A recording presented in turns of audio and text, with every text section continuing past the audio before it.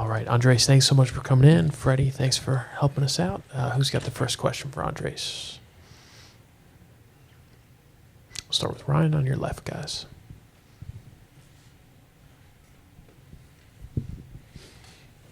Andres, how did you feel going into the game last night? You'd thrown a lot already in the NLDS. How did you feel going into the game? Felt good enough. Of course, we are a little bit tired, but we have to push a little bit more to do what the team needs to win. And this is what we do. We go through a lot of stuff, and we just try to do our best over there. One row ahead, Andres. Hi, Mooney. What do you, when you know you don't have as much recovery time as you normally would want or get, what do you have to do in order to get yourself ready to go, day after day like you have? I think the key for me has been the trainers. They've been helping me so much to get ready for the games, and I think they are the most important thing for us to be ready for the game. And obviously, a lot of times you have to do a lot more stuff, more soft tissue, more ¿cómo se dice? Lo de antes de para calentar. Warm up? Sí. Prepare, like, I don't know how to say it. But yes, they have been a key for us to go up there and perform our best. Rick in the left Andres, corner. Bryce did a heck of a job last night, 6 innings. What did that mean for the guys down in the bullpen doing what he did? It means a lot, especially we know that he have less days of rest than normal, and the way that he went up there and compete was really huge for us to see that, and it's like everybody here is pushing a little bit more every time to get that goal, and I feel we are going in the right direction, and it was good to see Bryce doing that. Fifth row on your left, Andres. Mooney right here. Kind of similar, but, your starting staff has gone through a lot this season with, guys going out, coming back, Bryce, Logan, George, all those guys, and now Brian Woob. But to see what your starters have done in this postseason, just game after game after game, what's it been like to see them get back to the point where they were, last season and at other times as well? I feel like everybody here is really important. Everybody has making something to help the team be in this position, and everybody know that our pitching staff is really good, and they've been proving it, and I'm really happy for them, and hopefully they're going to continue doing that, and that's it. David, the third row on your left. Hey, Andres, I'll do this in English and in Spanish. 2022 was one thing, but for a lot of the guys, this is the first deep run into the playoffs, or deepish run into the playoffs.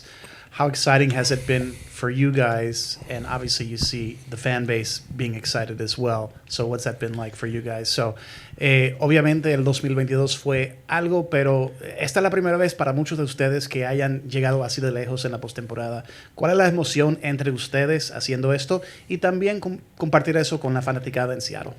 I feel like everybody is really motivated at this point. We've been dreaming about this during the whole season and during a lot of years, and being here is an awesome opportunity for us, and we don't want to lose the opportunity to do our best every time that we get on the field. And I know everybody is doing the things that they have to do for be 100% on the field, and it's just like it's a dream, and hopefully we're going to get to that goal, and we're going to do our best. Pues la verdad que muy motivados, todos están muy motivados, esperemos que podamos seguir así. Todo el mundo yo entiendo que todo el mundo está cansado y todo eso, pero la verdad que para eso es para lo que jugamos, para llegar a este punto. Y la verdad que no vamos a desaprovechar la oportunidad, vamos a darlo todo, independientemente de lo que salga en los resultados, tienen que estar seguros que dimos el 100%. Fifth row on your left, Andres. Tyler. Andres, what's the biggest way you've changed as a pitcher in the 5 years since San Diego traded you to Seattle? Probably know a little bit more about my body. That has been the big change for me. Before it's not like I didn't worry about it. It was more like I didn't really put attention to what my body was feeling or listen. I didn't listen to my body, and now after the Tommy John surgery, I was able to learn a little bit more how to manage knows the difference about sore, pain, and all those things. And just as soon as I start to feel something, I work on it, and I go with the trainers right away without being scared of, oh, maybe they're going to think that I am hurt or something like that. I think attacking the soreness or the pain as soon as possible, that has been the only change that I did. Just put more attention in my body, eat healthier, and that's it. That has been the only change.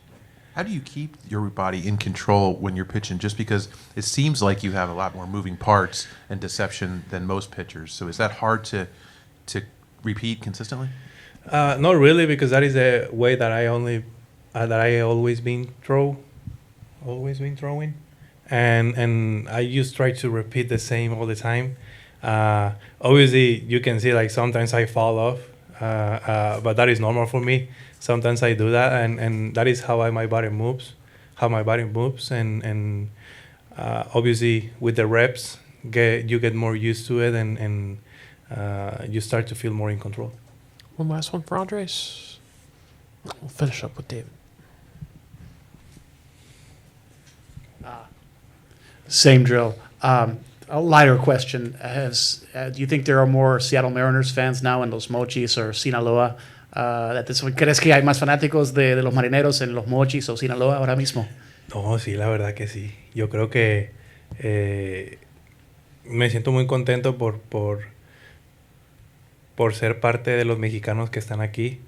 Y la verdad que me enorgullece mucho poder estar aquí representando a mi país y que cada vez vean más el béisbol, los mexicanos. La verdad que me pone muy contento y vamos a seguir haciendo lo mismo, tratar de poner el nombre de México en alto. ¿Lo puedes decir en español? ¿O lo puedes decir en inglés tú?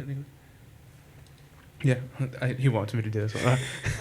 Yeah, you know, it's very special. You know, I feel very proud of being one of the few Mexicans being able to, you know, be representing here in this league. But, you know, you see more and more fans being into it, especially back home. So, you know, I definitely do feel proud that, you know, more and more are starting to kind of get into the game and rooting for us. All right, Andres, Freddie, thank you guys so much. Great to see you both. All right, we'll get started with Dan. If you have a question, just raise your hand. Who's got the first question for Dan?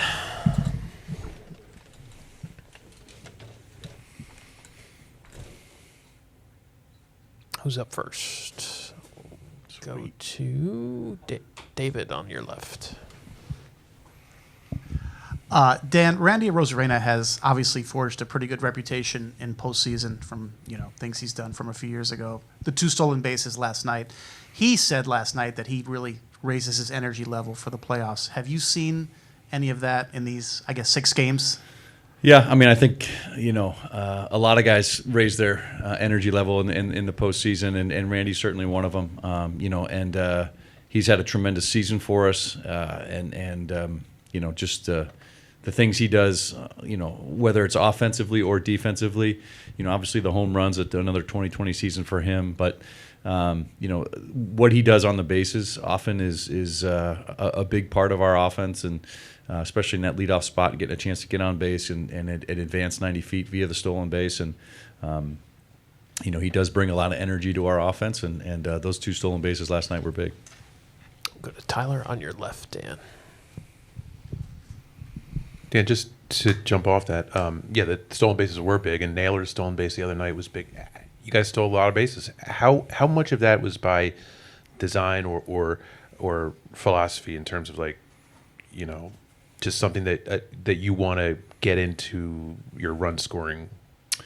Yeah, I mean, I think Methods. you know, these guys, I think are very smart base runners and have a lot of freedom when they get on base, and they read it very well. And we've talked about, especially, you know, Josh Naylor and his, you know, just the way he sees the game and the headiness that he plays the game with. But all our base stealers, you know, do a really good job. Eric Young Jr. over at first base, you know, really helps those guys tremendously. He's been such a great addition to the staff, and just in some of the things that they try to cue on and work with when they're trying to steal a base. So these guys do such a great job preparing our guys, and then our guys run with it. And, you know, pardon the metaphor, but they run with it, and you know, they do a really, really good job, and it's again a big part of, you know, putting pressure on the defense and trying to get that extra 90 feet. Other questions for Dan? Rick?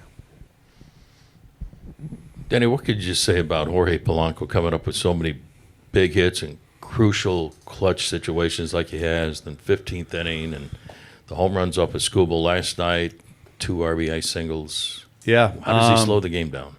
Polo's just, you know, he's just a professional hitter. I don't know how else to describe it, and the way he's been able to do that all season long. You know, he got off to a torrid start for us, and you know, put up some huge numbers, especially home runs early in the season, and then his at bats continued to be so solid throughout the year, and then lately here has just, you know, come up in key situations and really delivered for us, and you know, being able to slow the game down, as you mentioned, both sides of the plate. I think, you know, there's a lot of confidence in the left side and the right side at this point, and he's just, you know, found a way to deliver in those situations, and it's been huge. And it's, you know, he's come up, you know, those 2 runs last night to put us ahead, number 1, and then to give us an insurance run, number 2. You know, you can't emphasize how important that was, and he just seems to be in the right place at the right time, and he's really doing a great job delivering in those situations. One row ahead, Ryan.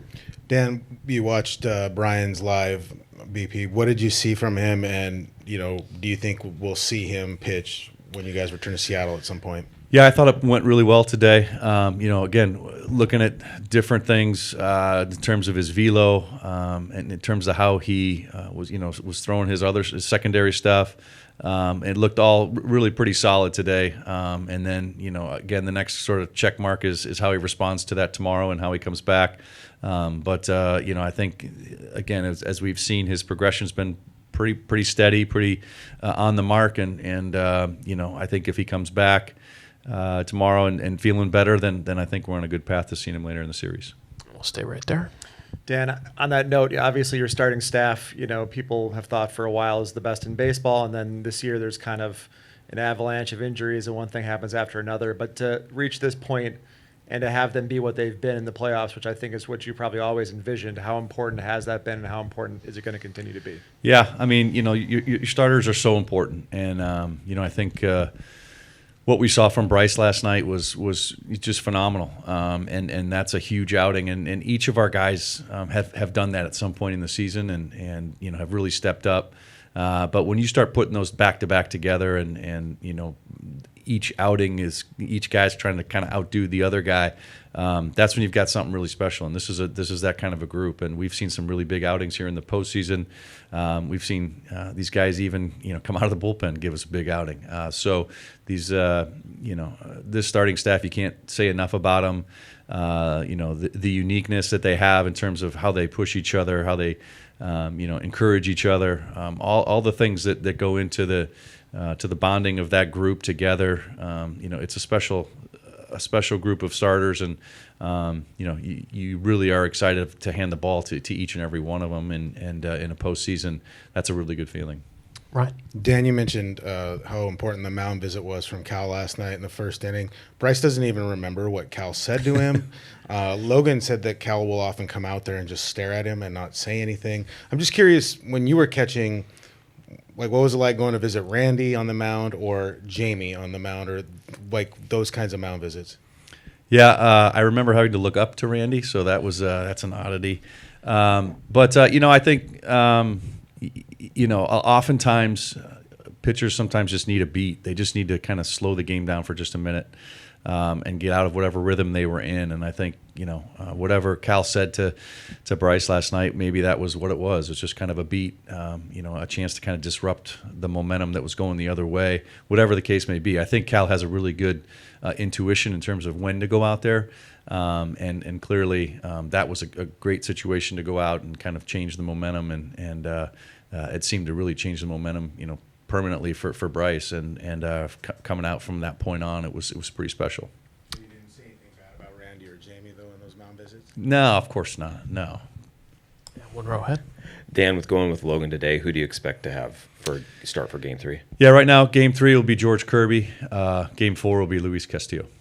And what went into the decision on slotting those guys in that spot? I think, a lot of it, again, just kind of where we stacked up rest-wise, how everybody's feeling, and kind of made the most sense, in terms of the matchups and whatever with Toronto here. So I think we're in a really good spot with our starters, and, be interesting to see today with Logan.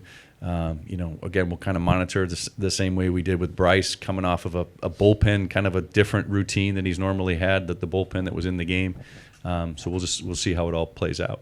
Do a couple last ones for Dan. Annie on your left. Dan, I was going to ask if you feel like your pitching staff's in a better spot today, given what you got from Bryce and the efficiency from the bullpen yesterday too. Yeah, I think that's kind of maybe the underrated part of what Bryce did last night. Was number one, it set up our bullpen for the game last night. It was giving us those 6 innings was tremendous. But it did kind of give us a little bit of rest too. Bizzardo didn't have to throw last night. Other guys didn't have to throw last night. So it sets us up, kind of going forward here too. As it turned out, so on so many levels, that was a big outing from Bryce, and certainly with our bullpen and with our other starters, it came up huge. One last one for Dan, if there is one. We'll finish with Hazel. Hi, Dan.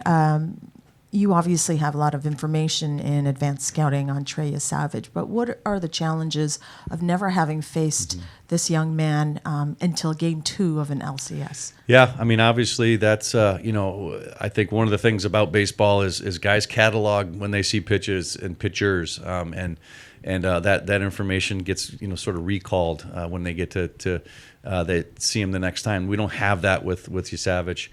This is going to be a first time for all of us. It's a unique delivery. It's a unique release. It's another split finger. All those things I think will be very, key for our guys in their first at bat or two to kind of, be logging that information. And that's the great thing about baseball. It's a game of adjustments. You have to make your adjustments, and you have to make them quickly. And offensively, that's what we're going to have to do with Savage today.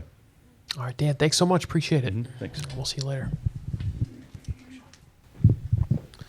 All right, George, thanks for coming in. We appreciate it. Who's got the first question? We'll start with Daniel, third row up front. George, regardless of how today turns out, just how confident will you guys be to go back home with you, Luis, and then it sounds like Brian in order? Yeah, having Brian back is going to be awesome. He's been feeling good. Just to be in front of the home crowd again is honestly huge for us. And, everyone gets super excited being back home. The crowd energizes us. And, we're definitely looking forward to those 2 games at home for sure. Good. Tim, the fifth row on your left. George, now that you've had a few days to think back about Friday, just how do you kind of encompass your performance that night and then kind of how everything else sort of played out after that? I was super proud of the way I threw. Gave team a chance to win, and had some good battles. Getting out of some runners scoring position type stuff. The guys that came in after me, they went out there, did their job. A lot of guys came out in short rest. Louie and Logan kind of doing something they've never done before, and just fighting to the last second. I just think those close games, we've been in so many of them, we're super prepared for them. and especially at home, I feel like that crowd definitely helps us kind of edge it out a little bit at the end. So, but yeah, super happy that everyone kind of, didn't quit, and we got the win at home. So, Any questions for George? Daniel? George, beyond the crowd, what about pitching at T-Mobile Park makes you so comfortable and confident? one, it's a great pitcher's ballpark, but two, yeah, the crowd is really awesome. I mean, every moment, every big pitch, they're always behind you, and just as a player, that is just kind of just gives you a lot of confidence, and kind of eases your mind a little bit that everyone is here cheering for you, supporting you, and yeah. Last row on your left, George. Over here, thanks. With how close you guys are in the clubhouse, on and off the field, how much does that come into handy in times like Friday night and times like this? Yeah, it's huge. You're able to just you kind of just take away all that selfishness or ego, and just you're just battling for each other, and at that point nothing really matters. So being able to be super close with everyone and have good relationships, it's easier to perform and just kind of enjoy being on the baseball field. Right in the middle, Mike. George, right here. Just for your starting staff to have gone through the bumps that it did throughout the season injury-wise, and just not having the continuity, and then to be able to come back now and sort of reassert yourselves as you are who you thought you were, I suppose. What is that? What has that meant to you to be able to go down the line and everyone continually sort of show that? Yeah, I think it's definitely frustrating when you get hurt, whenever that might be during the season, and kind of working back from it, you're kind of figuring out how to, kind of get back to who you want to be, and all that confidence. But can you repeat Can you repeat? Just what My bad. it meant to be able to see you guys go down the line and show, that you're still that group that you were last year? Yeah, I think as everyone has kind of got more comfortable, health-wise and everything, it was kind of just a matter of time before we kind of stacked up some games, and everyone in the starting five is so unique, and everyone does something so well, and that's kind of what we've been all getting back to, is just what we're all good at, and kind of just hammering away at it. Fifth row straight ahead, George. George, I know you're not making your next start here, but you played here, you pitched here in 2022 during the playoffs. What do you remember from that one inning of work in 2022?